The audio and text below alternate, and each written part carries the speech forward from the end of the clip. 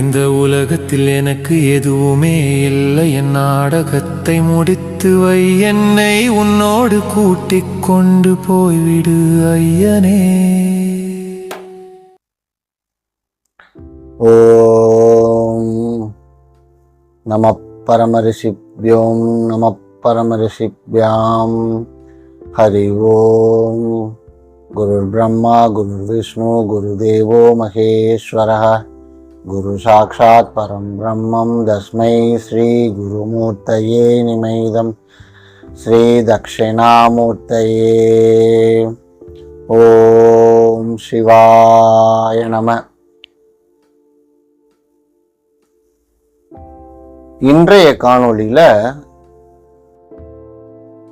ஆன்மீகம் தொடர்பான கேள்விகள் மற்றும் சந்தேகங்களுக்கு அடியேன் விளக்கமளிக்கிற தொடர்ல இன்னைக்கு சில ஆழ்ந்த கருத்துக்களை கொஞ்சம் விரிவா சொல்லலாம் அப்படின்னு அடியேன் நினைக்கிறேன். காரணம், உங்களில் பலர் இன்னும் ஆழ்ந்த நிலையில் இந்த ஆன்மீக பாதையில் சிந்திப்பது அடியேனுக்கு மிக்க மகிழ்ச்சியாக இருக்கிறது. தொடர்ந்து உங்களுடைய கேள்விகளை அடியேனுக்கு அனுப்பிச்சுட்ருங்க. இப்போ அடியேன் என்னுடைய இந்த யோக சாதனங்கள் ஒரு பகுதி நிறைவடைந்திருக்குது. அதனால தொடர்ந்து தங்களுடைய கேள்விகளை அனுப்புங்க. அடியேன் அதற்கு விளக்கமளிக்க முயற்சி செய்கிறேன். இப்போ நம்ம கேள்வி பதில்களை பார்க்கலாம். முதல் கேள்வியாக முகுந்தன் அப்படின்றவரு மானாமதுரையிலிருந்து ஒரு ஆழ்ந்த கேள்வி கேட்டிருக்கிறார். என்ன அப்படின்னா, அத்வைத மார்க்கத்துல நானே பிரம்மம், நானே கடவுள் என்ற வார்த்தைகள் அகங்காரம் உடையதாக தெரிகிறது. இதற்கு சரியான ஆழ்ந்த ஆன்மீக விளக்கம் கொடுங்க அப்படின்னு சொல்லியிருக்கிறாங்க. இந்த நான் கடவுள் என்று சொல்வது அகங்காரமாக தோன்றுவது இயல்பு. ஆனால் அத்வைதம் அதை பொருள்படுத்துவது முற்றிலும் வேறுபட்டதாக உள்ளது.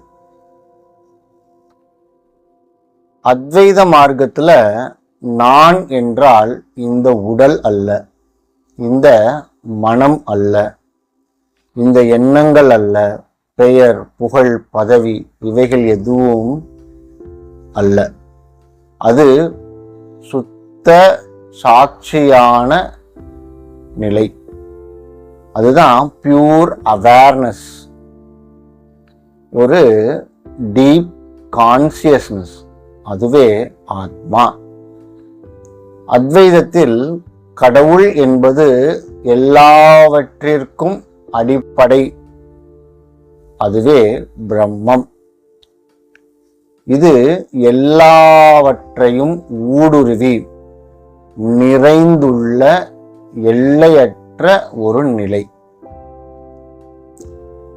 இங்க நான் கடவுள் என்பதன் உண்மையான அர்த்தம், இது ஒரு தனிப்பட்ட நான், அந்த ஈகோ, அதுதான் கடவுள் என்று சொல்வதல்ல. நான் என்பது ஆத்மா, என் உண்மையான இயல்பு பிரம்மம் என்பதே அதற்கான அர்த்தம்.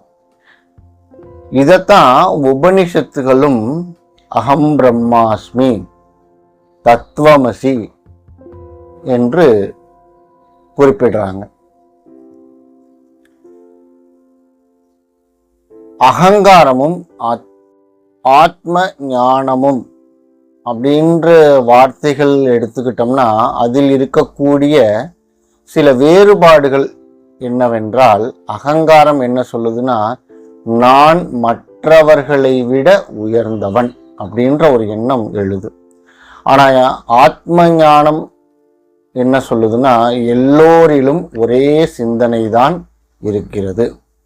அத்வைதம் சொல்வது அனைவரும் பிரம்மமே, அனைவரும் ஆத்ம ஸ்வரூபமே.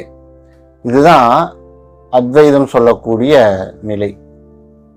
இதற்கு ஒரு எளிய உதாரணம் சொல்லணும்னா, கடலில் பல அலைகள் இருக்கின்றன. ஒவ்வொரு அலையும் நான் தனி என்று நினைத்தால் அது அகங்காரம். ஆனால் உண்மையில் எல்லா அலைகளும் ஒரே கடல் தான். அதுபோல தனி மனிதன் என்பது அலை, பிரம்மம் என்பது கடல். இங்க ஒரு முக்கியமான விஷயம் நம்ம ஆழ்ந்து சிந்திக்க வேண்டியது என்னன்னா, நான் கடவுள் அல்லது நான் பிரம்மம் என்ற வார்த்தை ஏன் தவறான புரிதலை ஏற்படுத்துது அப்படின்னா, இந்த நான் கடவுள் என்று கேட்கும் போதே நாம் அதை உடல், மனம் போன்ற அடையாளத்தில் எடுத்துக்கொள்கிறோம். இயல்பாக நாம் பேசும் வார்த்தைகள் மனதிலிருந்து உதிப்பவை. அதற்கு ஒரு எல்லை உண்டு, ஒரு லிமிட்டேஷன்ஸ் உண்டு. நான் பேசும் வார்த்தை என்ற அகங்கார நிலையில்தான் அனைத்து வார்த்தைகளும் உதிக்கின்றது. அதனால் நான் என்ற வார்த்தை மேலோட்டமாக கவனித்தால் அகங்கார உணர்வைத்தான் வெளிப்படுத்தும். ஆனால் பிரம்மம் என்பது எல்லையற்றது, இட்ஸ் லிமிட்லெஸ். அதை வெறும் வார்த்தைகளால் வரையறுக்க இயலாது. அதை உணர மட்டுமே இயலும். ஆனால் அத்வைதத்தில் அகங்காரம் கரைகிறது. தனித்தன்மை என்ற உணர்வு மங்கிவிடுகிறது. ஒரே நிலை, அந்த ஒரு நிலை மட்டுமே இருப்பது தெளிவாகிறது.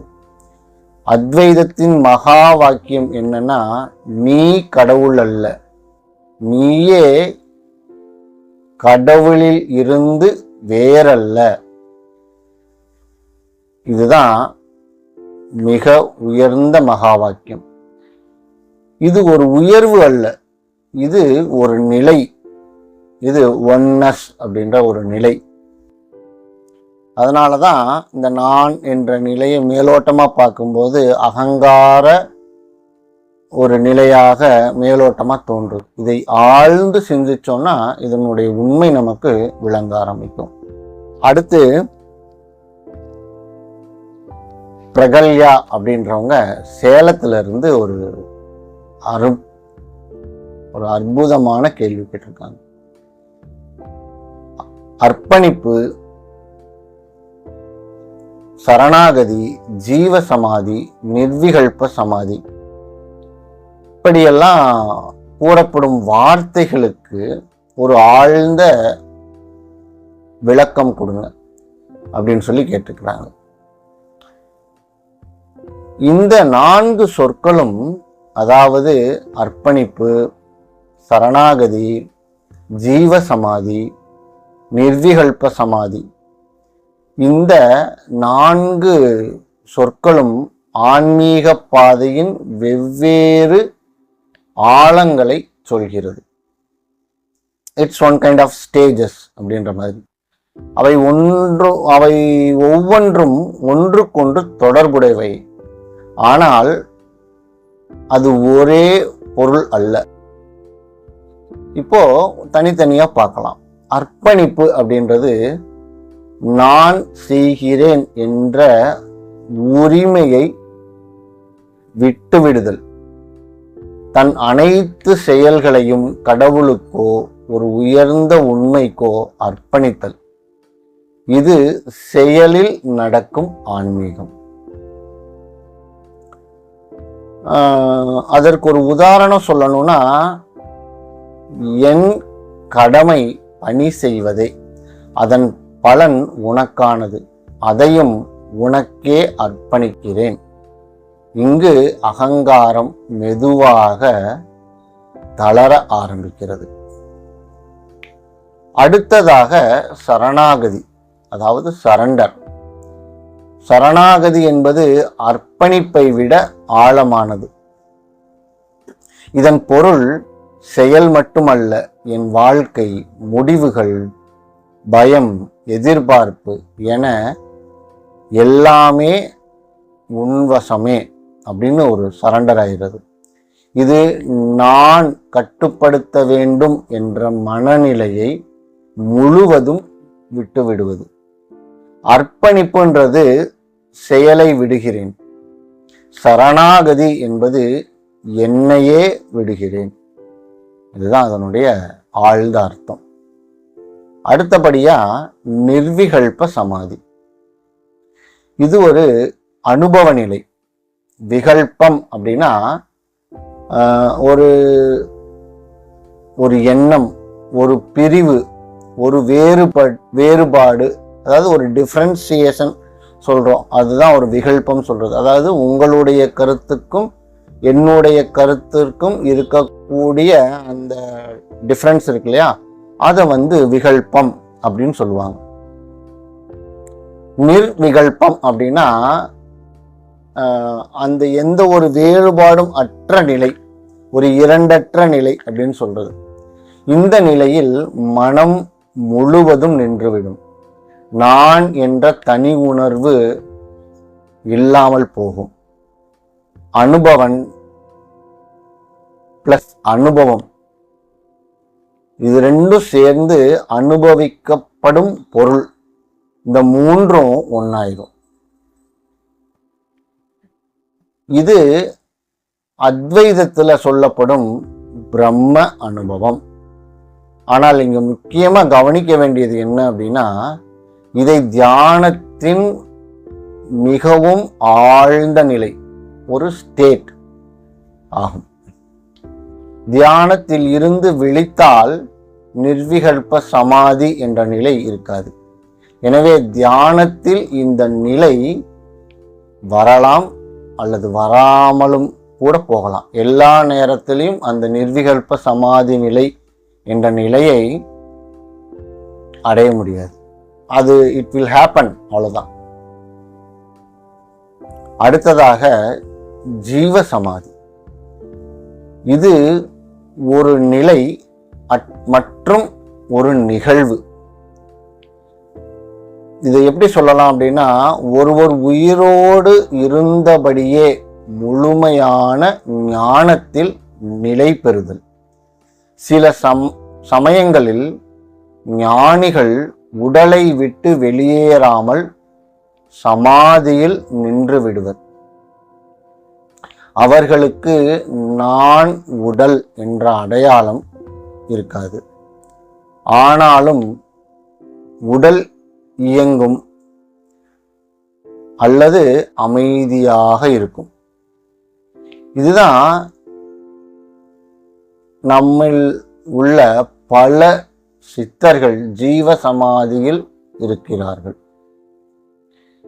இங்க அர்ப்பணிப்பு என்பது செயலில் அகங்காரம் குறைதல். சரணாகதி என்பது நான் என்ற உணர்வே கரைதல். நிர்விகல்ப சமாதி என்பது அனுபவத்தில் இரண்டற்ற உண்மை வெளிப்பாடு. ஜீவ சமாதி என்பது அந்த உண்மையில் நிலை பெற்ற வாழ்வு. இந்த நாளும் இப்படிதான் அதனுடைய ஆழ்ந்த அர்த்தம். இதுல ஒரு முக்கியமான உண்மையை எளிதா விளங்கிக்கிறணும் அப்படின்னா, அர்ப்பணிப்பும் சரணாகதியும் நாம் பின்பற்றும் பாதைகள். நிர்விகல்ப சமாதி என்பது அனுபவத்தின் உச்சம். ஜீவ சமாதி என்பது அந்த உச்சத்தின் நிலையான நிலை. இவை அனைத்தும் ஆழ்ந்த உண்மையை உணர உதவும் நிலைகள். இந்த அர்ப்பணிப்பு, சரணாகதி, ஜீவ சமாதி, நிர்விகல்ப சமாதி இவை வெறும் வார்த்தைகள் அல்ல, மனதில் ஏற்படும் கற்பனைகளும் அல்ல. ஒரு உண்மையான மாற்றம், அகங்காரம் குறைதல், அமைதி அதிகரித்தல், உண்மையை உணர்தல். இதுதான் இதனுடைய உண்மையான வெளிப்பாடாக இருக்கும். அடுத்த கேள்வி, அருணாச்சலம் என்பவர் திருப்பத்தூர்ல இருந்து கேட்டிருக்கிறார்.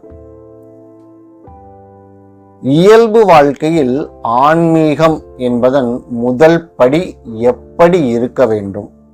இது இந்த காலகட்டத்திற்கு ஒரு அவசியமான கேள்வியாக அடியேனுக்கு தோணுது. இயல்பு வாழ்க்கையில் ஆன்மீகத்தின் முதல் படி பெரிய யோகா, தியானம், குருமார்களிடம் உபதேசம் கேட்பது, அந்த மாதிரி நிலைகள் தேவையல்ல. அது மிகவும் எளிமையானதும் நேர்மையானதுமாக இருந்தாலே போதுமானது. நான் என்ன செய்கிறேன், ஏன் செய்கிறேன் என்பதை உணர்ந்து வாழத் தொடங்குவது. இதுதான் first step, the very first அப்படின்னு சொல்றது. ஆன்மீகம் ஆரம்பிக்க வேண்டிய இடம் உங்கள் எண்ணங்களை கவனிப்பது. அதுதான் முதல்ல நாம செய்ய வேண்டியது. உங்கள் உணர்ச்சிகளை தீர்ப்பின்றி பார்க்கும் திறன். இந்த தீர்ப்பின்றி பார்க்கும் திறன் அப்படின்னா, நாம் அனைவரும் ஒரு எண்ணம் எழுந்த உடனே ஒரு எதிர்பார்ப்பு என்பது கூடவே வருது. அந்த எதிர்பார்ப்பு என்பது அந்த எண்ணம், அந்த எண்ணத்தின் செயல், அந்த செயலின் முடிவு இப்படித்தான் இருக்க வேண்டும் என்று தீர்மானித்து அதை செய்ய ஆரம்பிக்கிறோம். அப்போ அங்க எதிர்பார்ப்பு ஏற்படுது. அது நடக்கல அப்படின்னா நாம டிஸ்டர்ப் ஆகிட்டோம், ஒரு டிமோட்டிவேட் ஆகுது. அதற்கு பதிலாக நம்மளுடைய செயல்கள் எப்படி இருக்கணும்னா, முடிந்தவரை நம்மால பெஸ்டா என்ன செய்ய முடியுமோ that we have to do, but அதோடைய ரிசல்ட்டை எக்ஸ்பெக்ட் பண்ணக்கூடாது. இதுதான் இதனுடைய அர்த்தம். இதையே பல ஞானிகள் வலியுறுத்தி இருக்கிறார்கள். உதாரணமாக ரமண மகரிஷி அப்படின்றவரு சொன்ன மைய பயிற்சியே நான் யார் என்ற செல்ஃப் என்கொயரி தான். அடுத்ததாக ஒவ்வொரு எண்ணத்திற்கும் அந்த எண்ணத்தை நிறைவேற்ற முயற்சிக்கும் செயலுக்கும் இடையில் ஒரு சின்னதா ஒரு பாஸ், ஒரு கேப், ஒரு இடைவெளி கொடுக்கணும். கோபம் வந்தா நாம இயல்பா என்ன பண்ணிடுறோம், உடனே ஒரு கோபத்துல நிறைய பேசிடுறோம். பயம் வந்தா உடனே ஓடிடுறோம்.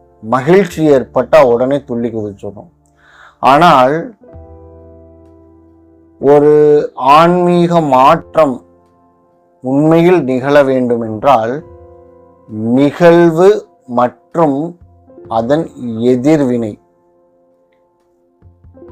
அல்லது நிகழ்வு அதன் வினை, எண்ணம் அதன் கர்மா செயல், இதற்கு இடையில் ஒரு சிறிய இடைவெளியை நாம உருவாக்கணும்.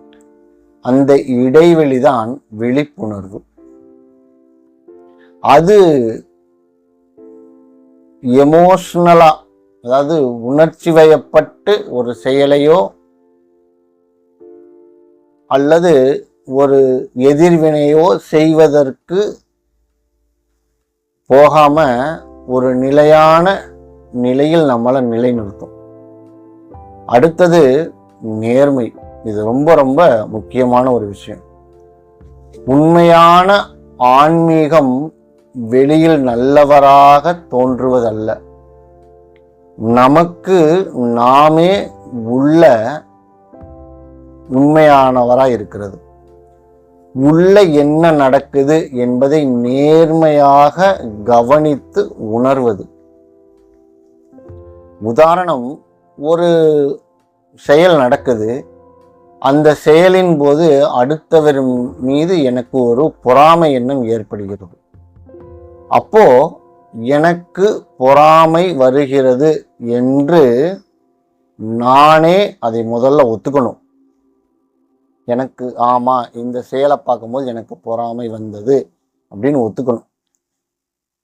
இந்த ஒரு நேர்மை தான் ரொம்ப ரொம்ப முக்கியம். இதுவே அகங்காரத்தை மெதுவாக கரைக்கிறது. அடுத்ததா ஒரு எளிய அர்ப்பணிப்பு வேணும். இதுக்கெல்லாம் பெரிய சடங்குகள் தேவையில்லை. நாள் முழுவதும் இந்த செயலை நான் முழு கவனத்துடன் செய்கிறேன், அதனுடைய பலன் எப்படி வந்தாலும் ஏற்றுக்கொள்கிறேன். இந்த நிலையில எப்பவுமே இருக்கணும். இது மெதுவான சரணாகதி பாதையை வளர்க்க உதவும். அப்புறம் தினசரி சிறு சிறு பயிற்சிகள் செய்யலாம். ஒரு 5 நிமிஷத்துலேருந்து 10 நிமிஷம் அமைதியாக உட்காந்து தியானம் பண்ணலாம். எப்படின்னா, சுவாசத்தை கவனிக்கிறது, உங்களுடைய புருவ மத்தியை கவனிக்கிறது. இப்படி செய்யும் பொழுது எண்ணங்கள் வந்தால் அதை நான் எதையும் நினைக்கக்கூடாதுன்னு அதை கட்டுப்படுத்த வேணாம். அதே மாதிரி அதன் பின்னால தொடர்ந்து போகவும் வேணும். அதை ஒரு சாட்சியாக தள்ளி நின்று வேடிக்கை பார்க்கும் ஒரு ஆடியன்ஸா பார்க்கறதுக்கு முயற்சி பண்ணுங்க. இது எடுத்த உடனே கைகூடாது. இது தொடர்ந்து செய்யும் பொழுது அது நமக்கு பழக்கமாக ஆரம்பிக்கும். இதுதான் தியானத்தினுடைய ஒரு அடிப்படையான ஒரு செயல். இங்க ஆன்மீகம் என்பதும் பொழுது ஆரம்பத்துல நிறைய பேர் செய்யற தவறு என்னன்னா, ஒரு பெரிய ஆன்மீக அனுபவம் எனக்கு வேணும் அப்படின்றதுல ரொம்ப அவசர காட்டுவாங்க. அது முழுமையா புரிஞ்சுக்காம ஒரு வழியில கொஞ்சம் தூரம் பயணம் பண்ணுவாங்க. அப்புறம் என்ன பண்ணுவாங்க, இது எனக்கு சரியானதா தெரியல அப்படின்னு அடுத்ததுக்கு பயணம் பண்ண ஆரம்பிப்பாங்க. அப்புறம் அடுத்ததுக்கு பயணம் பண்ண ஆரம்பிப்பாங்க. இதுல ஒரு அவசரம். நாம ஒரு விஷயத்த ஒரு வாரம் செஞ்சோம் அப்படின்னா அதற்கான பலன் எனக்கு தெரியணும் அப்படின்னு நினைப்பாங்க. அது அப்படி நிகழ்வது அல்ல. அந்த அவசரம் என்பது கூடாது. அதே மாதிரி நம்முடைய செயலை மற்றவர்களின் செயலோடு ஒப்பிட்டு பார்க்கக்கூடாது. இந்த ஆன்மீக விஷயத்துல அதாவது சில பயிற்சிகள் செய்கிறோம் அல்லது சில இயம நியமங்கள். இப்ப மேல உங்களுக்கு சொன்னது எல்லாமே இயம நியமங்கள் தான். அந்த இயம நியமங்களை அடுத்தவர்கள் செய்யும் செயல்களோடு ஒப்பிடக்கூடாது. அது ரொம்ப தவறான ஒரு எண்ணத்துக்கு நம்மளை கொண்டு போய் விட்டுரும். இன்னொரு முக்கியமான விஷயம், வெளிப்புற அடையாளங்களில் சிக்கிக்கொள்வது. அதாவது இந்த மாதிரி காஷாயம் அணிஞ்சுக்கிறதோ, ருத்ராட்சம் அணிஞ்சு கொள்வது, இந்த மாதிரியெல்லாம் ஆரம்ப நிலைகளில் அது தேவையில்லை. உண்மையான ஆன்மீகம் அமைதியாக வளருவது, சத்தமாக அல்ல. ஆன்மீகத்தின் ஆரம்பம் உங்களை நீங்கள் தெளிவாக பார்க்க தொடங்குவதில் தான் உண்மையில் ஆரம்பிக்குது. அடுத்த கேள்வி காயத்ரி என்பவர் திருச்சியிலிருந்து கேட்டிருக்கார். உண்மையில் அன்பு என்பது என்ன? இரு மனிதர்களுக்கு இடையே இருக்கும் பரஸ்பர மனநிலைதான் அன்பா அப்படின்னு கேட்டுக்கிறாங்க. உங்கள் கேள்வி மிகவும் முக்கியமானது. ஏனெனில் அன்பு என்ற வார்த்தையை நாம் அடிக்கடி பயன்படுத்துகிறோம். ஆனால் அதன் ஆழம் பலமுறை தவறாக புரிந்து கொள்ளப்படுகிறது. நேரடியா சொன்னா இரு மனிதர்களுக்கு இடையே இருக்கும் பரஸ்பர மனநிலை மட்டும் அன்பு அல்ல. அது அன்பின் ஒரு வெளிப்பாட்டு நிலை. அது உண்மை அல்ல. நாம் பொதுவாக நினைப்பது உறவே அன்பு. அது நாம் அனுபவிப்பது. என்ன மாதிரி அனுபவிக்கிறோம்? ஒரு அட்ராக்ஷன், ஈர்ப்பு, ஒரு அஃபெக்ஷன், ஒரு பாசம், ஒரு பாதுகாப்பு உணர்வு, செக்யூரிட்டி, நீ எனக்கு முக்கியம் என்ற உணர்வு. இவை அனைத்தும் உண்மையானவை. ஆனால் இவை பெரும்பாலும் எதிர்பார்ப்பு மற்றும் பயம் மற்றும் சார்ந்திருத்தல், அதாவது டிபெண்டன்சி, இவற்றுடன் கலந்திருக்கும். அதனால என்ன ஆயிரும் அப்படின்னா, நீ இல்லாமல் நான் தனியாக இருக்க முடியாது, அப்புறம் எனக்கு பிடிச்ச மாதிரி தான் நீ இருக்கணும், இந்த மாதிரியான எதிர்பார்ப்புகள் ஆரம்பிக்கும். இது ஒரு வெளிப்படையா ஒரு மேலோட்டமா பார்க்கும் பொழுது அது ஒரு அன்பின் அடையாளமாக தோணலாம். ஆனால் இதில் அகங்காரம் கலந்திருக்கும். ஆழ்ந்த ஆன்மீகத்துல அன்பு என்பது ஒரு நிலை, the state of being. அது ஒருவருக்கோ அல்லது ஒன்றிற்கோ மட்டும் கட்டுப்பட்டது அல்ல. அதாவது attachment is not equal to அன்பு. அதை முதல்ல நாம புரிஞ்சுக்கணும். உண்மையான அன்பின் இயல்பு அப்படின்றது காரணம் எதுவும் இருக்காது. காரணம் இல்லாமல் இருக்கக்கூடிய அன்பு, எதிர்பார்ப்பு இல்லாமல் இருக்கக்கூடியது அன்பு. யாரையும் எதையும் கட்டுப்படுத்த முயலாதது அன்பு. இழப்பின் பயம் இல்லாமல் இருப்பது அன்பு. அது நான் நீ என்ற இரண்டையும் தாண்டி இருக்கக்கூடிய ஒரு நிலை. பொதுவா அன்பு அப்படின்றது நான் உன்னை நேசிக்கிறேன் ஏனெனில் அப்படின்னு ஒரு கண்டிஷன் இருக்கும், ஒரு இஃப் கண்டிஷன், ஒரு காரணம் இருக்கும். அந்த காரணம் மாறினால் அந்த அன்பின் உணர்வு மாற ஆரம்பிக்கும். ஆனா உண்மையான அன்பு என்பது நான் அன்பாக இருக்கிறேன் அப்படின்றது இயல்பானதாகவே இருக்கும். யாரை நோக்கியும் அது பாயலாம். அது இவரை தான் நான் அன்பு செலுத்தணும் அப்படின்ற எந்த கண்டிஷனுமே இருக்காது. அதை யாராலும் கட்டுப்படுத்தவும் முடியாது. இங்க நாம இந்த அன்பிற்கு ஒரு டிபெண்டன்சி அப்படின்ற ஒரு மேற்போர்வையை போத்தி இருக்கிறோம். அதை கொஞ்சம் ஆழமா விளக்கம் பார்க்கலாம். சில நேரங்களில் நாம் நினைப்பது அவனை அல்லது அவனை சார்ந்து இருக்காமல் நான் வாழ முடியாது. அது அன்பு அல்ல. அது ஒரு மனதில் ஏற்படும் டிபெண்டன்சி, சார்ந்து இருத்தல் நிலை. உண்மையான அன்பு நீ இருந்தாலும் இல்லாவிட்டாலும் என் நிலை அன்பாக இருப்பதே. இப்போ அன்பு சில உறவுகளுக்கு இடையில் எப்படி வெளிப்படும் அப்படின்னா,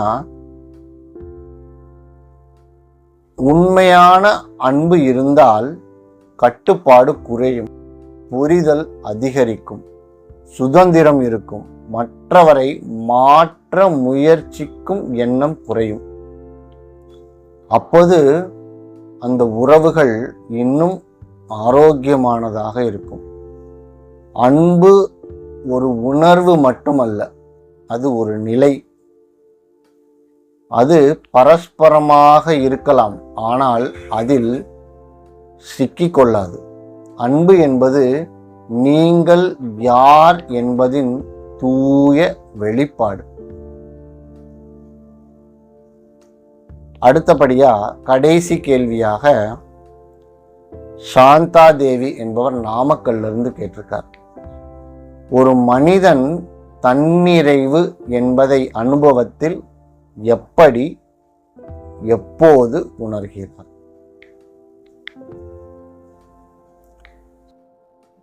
தன்னிறைவு அதாவது இன்னர் கம்ப்ளீட்னஸ் என்பது ஒரு பெரிய அனுபவம். திடீர்னு வெடிக்கும் தருணம் மட்டும் அல்ல, அது மெதுவா வெளிப்படும் ஒரு தெளிவு. என்னால் எதையும் சேர்க்க வேண்டிய அவசியம் இல்லை, நான் ஏற்கனவே முழுமையான நிலைதான் என்பதை அமைதியா உணர்றதுதான் உண்மையிலேயே தன்னிறைவு. இது ஒரு பொருளையோ அல்லது ஒரு நிகழ்வையோ சார்ந்தது கிடையாது.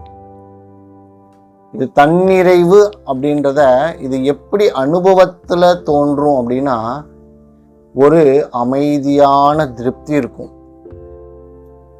எதுவும் சிறப்பா நடக்காத நாள்லையும் கூட உள்ளே ஒரு சுமூகமான அமைதி இருக்கும். இன்னும் ஏதாவது வேணும் அப்படின்ற ஒரு எக்ஸ்பெக்டேஷன்ஸ், ஒரு அழுத்தம் அங்க இருக்காது. இது உற்சாகம் கிடையாது, ஒரு ஆழ்ந்த அமைதியான அனுபவ நிலை. அடுத்தபடியா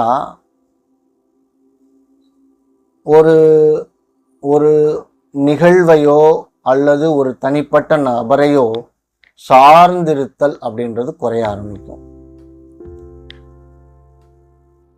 இந்த தன்னிறைவு என்ற அனுபவம் ஏற்படுவதற்கு முன்னால் அவன் அல்லது அவள் அல்லது அவர் இருந்தால் நான் சந்தோஷம் அப்படின்றது ஒரு எதிர்பார்ப்பாக இருப்போங்க. இந்த தன்னிறைவு என்ற அனுபவம் ஏற்பட்ட பின்னர் நான் சரி இருக்கேன், யாருடன் இருந்தாலும் இல்லாவிட்டாலும் என் நிலை அமைதி அப்படின்ற ஒரு நிலையில அவங்க உணர ஆரம்பிப்பாங்க. இங்க உறவுகள் தொடரும், ஆனால் ஒரு எக்ஸ்பெக்டேஷன்ஸ், ஒரு எமோஷனல் பெக்கிங் அப்படின்ற நிலை அங்க இருக்காது. அடுத்தபடியா எல்லா இடத்துலையும் இயல்பா நம்ம கம்பேர் பண்ணிக்கிட்டே இருப்போம், அந்த நிலை இருக்காது. எப்படின்னா, மற்றவர்களை பார்த்து ஒரு குறையான உணர்வு நமக்கு ஏற்படாது. நான் இந்த இடத்துக்கு பொருத்தமானவன் இல்லை, அல்லது நான் அவருக்கு பொருத்தமானவன் இல்லை, நான் இதற்கு தகுதியானவன் இல்லை என்ற எண்ணம் அப்படியே குறைஞ்சிரும். இதுவே ஒரு பெரிய அடையாளம். அடுத்தது, அவர் தனிமையாக இருப்பது தனிமை அல்ல, சாந்தம் அப்படின்றத உணர்வாங்க. இந்த தன்னிறைவு அப்படின்ற நிலைக்கு முன்னால் எப்படி இருக்கும்னா, தனியாக இருந்தால் ஒரு வெறுமை, வாழ்க்கையில் வெறுப்பு, ஒரு பயம், இந்த மாதிரி நிலைகள்லாம் அவர்களுக்கு தோண ஆரம்பிக்கும். ஆனால் இந்த தன்னிறைவு அப்படின்றது ஏற்பட்டதுக்கு அப்புறம் தனியாக இருந்தாலும் ஒரு நிறைவான மனநிலையில் இருப்பாங்க. அந்த அமைதியில் ஒரு இன்பம், ஒரு இனிமையை உணர்வாங்க.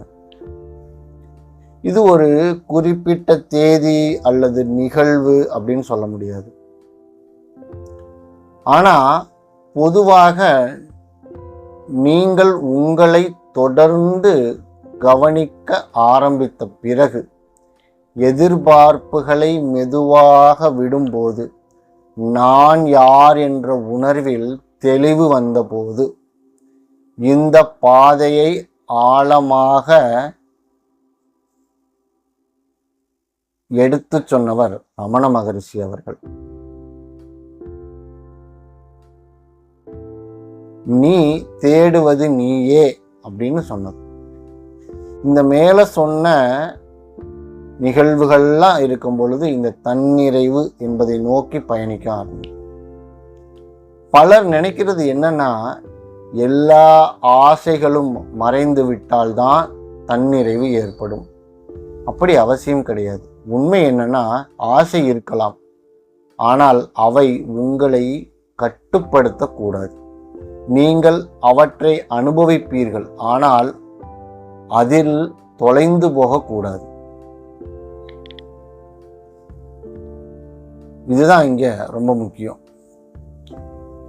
இந்த தன்னிறைவு அடைந்த நிலைகளுக்கு சில அறிகுறிகள் எப்படின்னு பார்த்தோம்னா, நமக்கு தன்னிறைவு ஏற்பட்டு கொண்டிருக்கிறதா என்பதை அறிவதற்கு சில சிம்டம்ஸ் நம்ம இயல்பான வாழ்க்கையில பார்க்கணும்னா, உள்ள ஒரு காரணமில்லாத ஒரு அமைதி இருக்கும். மற்றவர்களை கட்டுப்படுத்த வேண்டிய தேவை இருக்காது. தனிமையில் ஒரு அமைதி, ஒரு சாந்தம், ஒரு இன்பம், ஒரு இனிமை இருக்கும். நான் எல்லா நிலைகளுக்கும் போதுமானவன் என்ற ஒரு திருப்தி இருக்கும் எப்பயுமே. அடுத்ததாக ஒரு எளிய உதாரணம், இது எப்படி சொல்லலாம் அப்படின்னா, தன்னிறைவு அடைவதற்கு முன்னால் நீங்கள் ஒரு கிணறு போல, வெளியிலிருந்து நீர் தேவை அப்படின்ற ஒரு எதிர்பார்ப்போடையே இருக்கும். இந்த தன்னிறைவு ஏற்பட்டதுக்கு அப்புறம் நீங்கள் ஒரு ஊற்று போல, அது உள்ளிருந்து வெளியே பாய ஆரம்பிக்கும். அப்போ தன்னிறைவு என்பது அடைய வேண்டிய ஒரு நிலை அல்ல. நீங்கள் எப்போதுமே அதுவாகத்தான் இருக்கிறீங்க. இப்போது அதை உணர ஆரம்பித்திருக்கிறீங்க. அவ்வளவுதான் விஷயம்.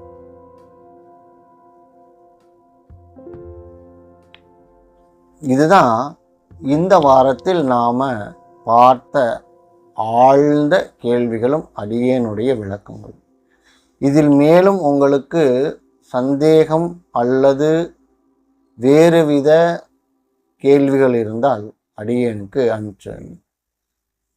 ஓம் சிவாய நமः.